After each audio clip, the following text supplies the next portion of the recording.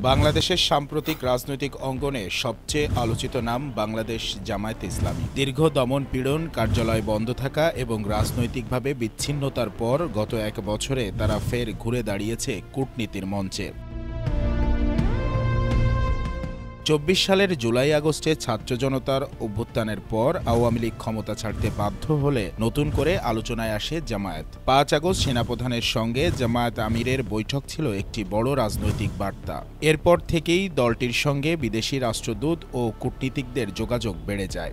জানা যায়, গত ১১ মাসে অন্তত ২৬টি দেশের প্রতিনিধিদের সঙ্গে প্রায় ৩০ বার বৈঠক করেছে জামাতের শীর্ষ নেতৃত্ব। শুধু বৈঠকেই সীমাবদ্ধ থাকেনি তারা, বরং ইউরোপীয় ইউনিয়ন, চীন সহ প্রভাবশালী বেশ কয়েকটি দেশ সফরও করেছেন জামাত নেতারা। বিদেশি রাষ্ট্রদূতদের কাছে নিজেদের গণতান্ত্রিক ও সাংগঠনিক অবস্থান তুলে ধরতে সচেষ্ট হয়েছেন দলটি।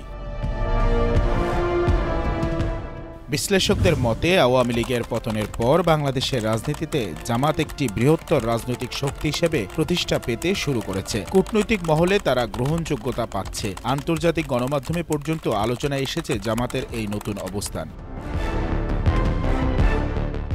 দলটির নায়েবে আমির ডক্টর সৈয়দ আবদুল্লাহ মোহাম্মদ তাহেরের ভাষায়, রাজনৈতিক কর্মকাণ্ডের পাশাপাশি আমরা কূটনৈতিক কর্মকাণ্ডেও গুরুত্ব দিয়েছি। বিভিন্ন দেশের সঙ্গে খোলামেলা আলোচনায় ইতিবাচক সাড়া মিলেছে। ঢাকা বিশ্ববিদ্যালয়ের অধ্যাপক ডক্টর সদরুল আমিনের মতে, কূটনৈতিক দুনিয়ায় কোনো দলকে একেবারে উপেক্ষা করা যায় না। আওয়ামী লীগ না থাকায় জামাত এখন বড় একটি রাজনৈতিক শক্তি, তাই বিদেশিরাও তাদের সঙ্গে সম্পর্ক রাখতে চাচ্ছেন।